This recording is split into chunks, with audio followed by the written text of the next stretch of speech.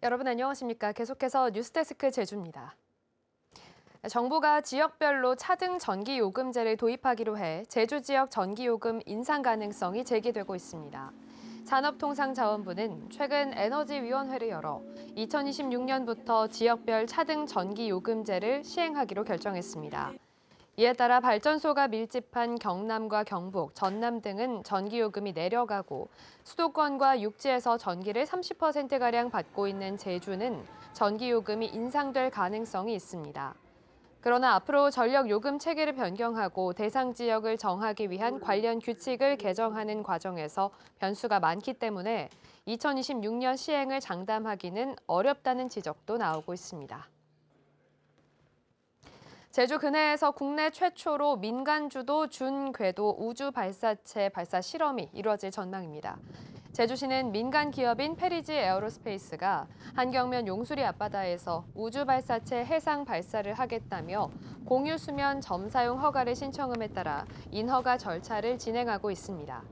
페리지 측은 인허가를 받으면 다음 달 초쯤 바지선을 띄워 길이 7.5m, 무게 800kg의 발사체를 쏘아 올릴 계획입니다.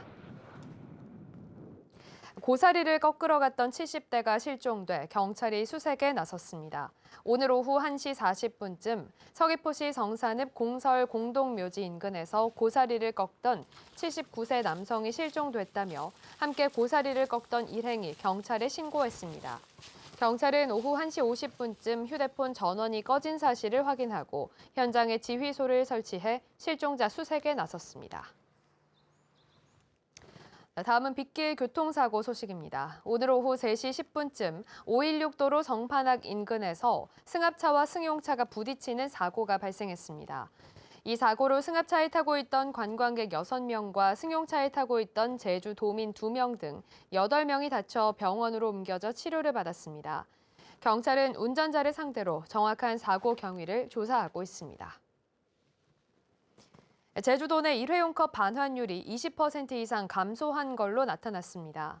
제주도에 따르면 시범 시행 중인 일회용컵 보증금제와 관련해 일회용컵 반환율은 이달 들어 54%를 기록해 지난해 10월 78%와 비교하면 24%포인트 떨어졌습니다.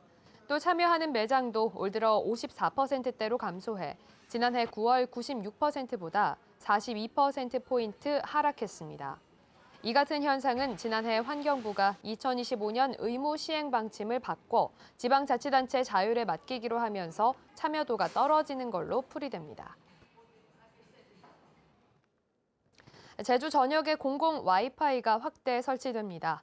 제주도는 고품질 와이파이 서비스를 무료로 제공하기 위해 해수욕장과 마을회관 등 74곳을 선정하고 올해 말까지 공공 와이파이 단말기 150대를 설치합니다.